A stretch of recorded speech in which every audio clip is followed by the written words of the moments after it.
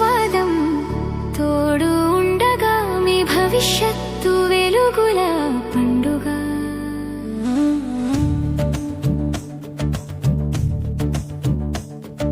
వీడ్కోలు కాదు ఇది విజయం మొదలు, మీ పేర్లు రేపటి చరిత్రలో సువర్ణ అక్షరాలు. వీడ్కోలు కాదు ఇది విజయం మొదలు, కలల బాటలో మీ ఆశయాల అడుగులు.